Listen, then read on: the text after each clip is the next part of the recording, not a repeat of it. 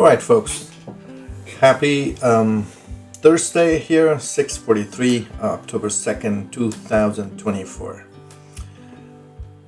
This is Coach Veee here on the West Coast in the United States, and I have come back again after a long time.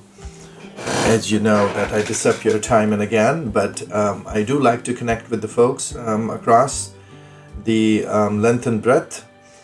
And this is a part of 6:30 a.m. Pacific Standard Time connection. It's on a weekend, a very short call, 20 to 30 minutes short call it's going to be. Let me share a couple of connections with a couple of folks here. Let's see.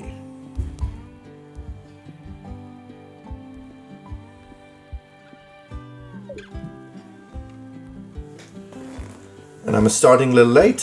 This is chilly morning. It's dark. That's how the winter is going to be over here in the state of Oregon. And I do appreciate your connections and conversations. Since I have been joining this call after a long time, I'll come back and start with what a culture shock is. Primarily, these short calls are going to focus on one question, answering your curiosity about it, and perhaps engaging with you on that one particular question. And today's question in focus is, what is a culture shock? We'll talk about it and we will highlight how to navigate in a new culture while you come across various kinds of culture shocks. This is Coach Veee. On the weekends, I do have a longer conversation planned, which is for an hour and a half on either Saturday and or Sunday, or both, depending on my availability. Again, these culture shocks conversations are primarily geared towards sparking conversations, sparking interest in you so that you can engage and enrich your experiences while learning a new language, while traveling to a new culture. Culture shocks in general are experiences when you navigate to a new culture, primarily either to study for academic purposes or for professional purposes, when you have a job to do, or you're traveling for personal or business purposes just for pleasure. But these experiences that you go through are completely unknown to you, and the experiences that you go through can be very ugly to you, surprising, shocking, and as well as sometimes taking your feet off the ground because of the experiences. They are completely new, unexpected, that you never expected through your experiences that may happen through your cultural lenses. So these culture shocks are feelings of sometimes discomfort, disorientation, inconvenience, and they can be frustrating at times, but sometimes they could be enlightening. What are the tools that you may want to have within your tool set when you navigate to new culture? Don't hesitate to ask your questions that may help you, enlighten your path when you plan to navigate to a new culture. There are several phases of this kind of experience when you come to a new culture. You can dissect it in the form of honeymoon phase, when you feel so excited about everything, it's all refreshing, you admire the differences, you enjoy new food, and explore newer traditions into new culture. And that's called the honeymoon phase. Like in any new relationship, you have a honeymoon experience. Then comes the frustration phase, when the initial excitement fades away and the real reality sets in. You come across the language barriers, cultural barriers, unfamiliar social cues, and the values that completely lead you to confusion, irritation, inconvenience, and you feel annoyed and frustrated about it. And that's the second phase, called the frustration phase. The third phase is the adjustment phase. Over time, when you begin to adapt, you pick up new key expressions, understand newer routines, develop your newer strategies to navigating around the new culture, and the misunderstandings that you have had as a part of your navigation into new culture fades away and confidence grows. Means you are more confident about navigating into new culture. You're more comfortable being in a new culture, and you start celebrating it. You start somehow kind of enjoying that experience. And that is the adjustment phase. The fourth phase is the acceptance phase. When you accept the newer values and let it be for what it is, your level of comfort is very high and you no longer feel frustrated about it. You make it a part of your life, and your challenges blend in with your style of life. You take it as if it is a part of your own individual culture. These are the four different phases of the culture shocks experience you may go through. And remember, there could be interesting details that you would discover while going through these culture shocks experiences. And they are not all always visible to you. They are not always so bold and expressed. You may have to experience and log it as you do go through it and reflect on it and compare it with, because each individual brings in their own individual culture from where they come from, their own native culture, their own upbringing. Remember, culture is not confined or defined only with the national identity. No. Each individual family trains themselves as if they have a new culture. Let's see. Liver is online. I'll bring him in if he is still available.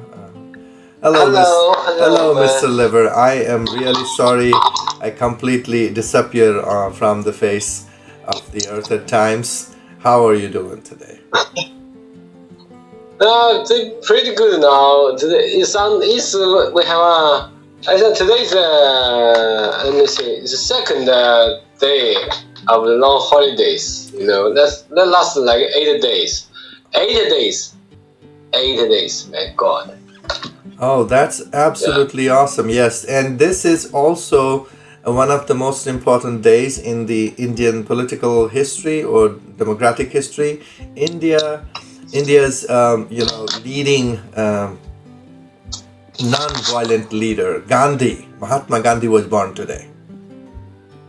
Oh, I know that guy. That's very famous. Yes, someone who waged different kinds of paths to find independence for the country India against Britishers. Several. I know. That's yeah. Which country was he fighting for? India. I'm not quite sure. India. I know India, but fighting for which country? Fighting for India against Britishers.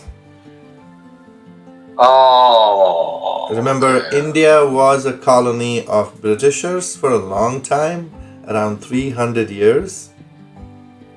In 1947, because of all the movements and revolutions of different kinds past several hundred years, they were able to get independence in 1947, and British colonists left India, and left the independence means left India and Indian governance in Indian hands.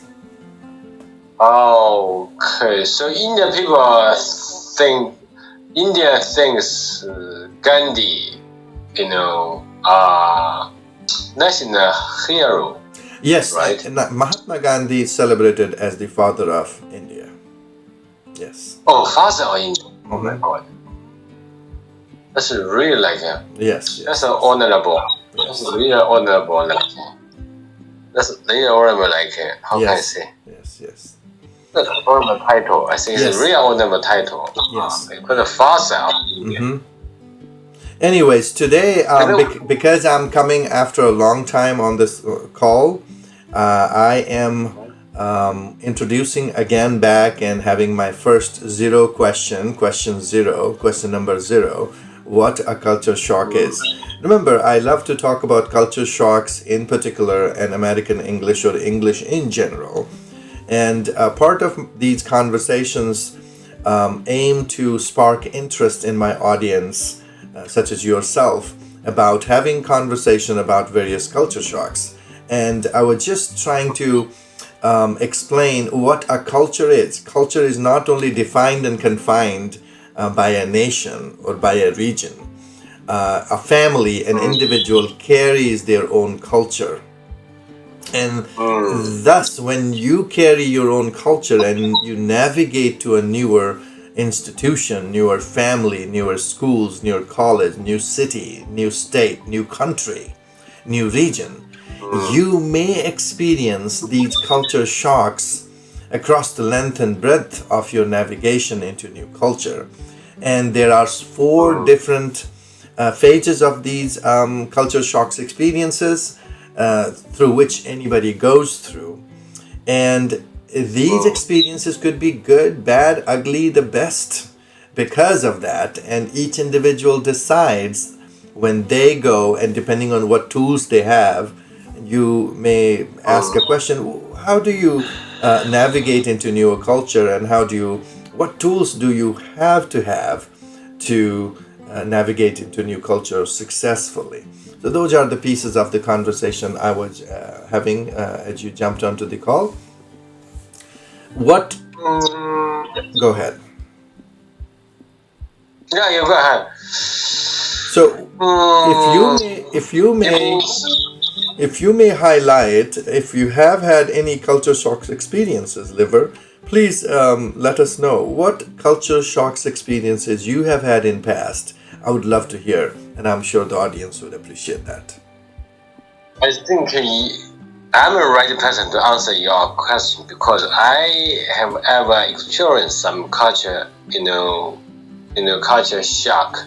One was in another countries, like in African countries, European countries. One working American companies. Even one was in a Hong Kong company. I think at that times, I think the culture really created in the companies was quite different from where I was in. Traditional Chinese company.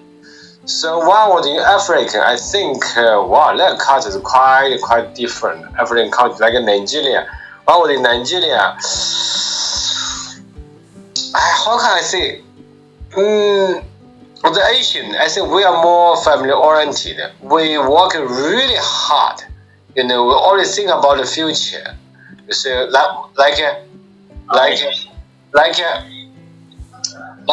today we get our salary. We just think about how we make our how to arrange our life with this salary. What's the percentage for the necessity? What's the percentage we have to save in the bank? So we have to have an overall arrangement for the salary. But I think in Nigeria they're quite different. I saw a lot of workers. Today they got a salary. Then tomorrow they say, oh, I don't need work because I got salary. So you just spend his salary in the first half of the month. Then when use up all his salary, he comes back to work again. Say, okay, I need the money to work. Wow, I was shocked by this kind of culture. I said, okay, you have money, now you don't want to work. You don't need money, you need money, now you come here. They don't. It seems like they don't have a plan impressed and about like how to manage it, how to make your life better. Quite different from from our financial from our mindset about how to arrange ourselves. Like we always save money, try to save money, to consider like if we have like a rainy days, in order to if we have a rainy days, we have to have some money in the bank. Yes, absolutely. Liver. Yes, of course. Liver. We have Zaniar Ibrahim as well. Let's have him introduce himself a little bit, and we'll continue this conversation. Go ahead, Zaniar. Okay. Okay. Thank you. I'm so glad to talk to you. I'm Zaniar in Kurdistan of Iraq. Nice to meet you. Very nice meeting you, Zaniar. Thank you. Did you have any question about culture shocks that you would like to share it with, as Lever was explaining his fair share of experiences? Yeah. That's why I was in Nigeria, which is African countries. I work in Nigeria I had been in Nigeria for 3 years. Their culture really sometimes really seems like a shock to me. Mm-hmm. I think especially the way they manage the salary, they manage the financial like things quite different from Chinese. Chinese people like a little bit of frugal sometimes. They just try to spend less and save more in the bank, for the future, for rainy days. Who knows in the future? Maybe you will experience some up and downs. You need the money sometimes. So that's why you see Chinese people. We work really hard. But they just enjoy their life. Okay, today I have money, I don't need to work. Tomorrow I'm sure that I have money, I just give up work jobs. That's the way they have. They don't have a long term plan in place. See? Ibrahim, did you have anything to add to that? No, just listening. Okay.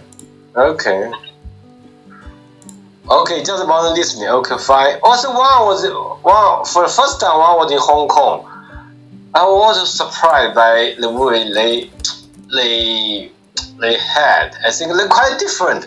I think a lot of rules. At that time, I think that's many years ago. I think Hong Kong was still under the British. Still, it's after 1997, Hong Kong was returned to China. But before 1997, Hong Kong is still under the Britain.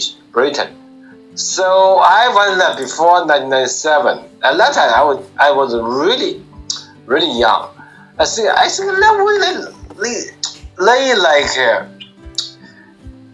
they have quite different from what we experience in mainland China. I think they just for the rules, for everything, but they seems like a little bit indifferent people. Like it's not like in our culture. If you can say hello, you can say it seems like you're warm-hearted to everybody in your office. But I think in Hong Kong they just do whatever they are supposed to do. They don't want to be shown like really how can I say really